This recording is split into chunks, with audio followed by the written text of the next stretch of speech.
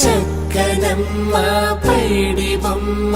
తేనె నవ్వుల జాబిలమ్మ లేని సాకులు చెప్పకమ్మ పట్టువోణి కట్టవమ్మ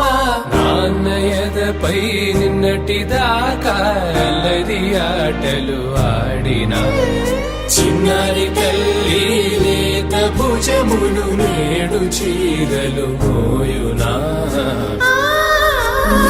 చెల్లో తురిమిను మంచి సంపంగులు మెళ్ళో మిలమిల మెరిసే హారములు అల్లో నీరేలంటే ఆ కన్నులు అమ్మ ఒళ్ళో కంటాయంట కలకలను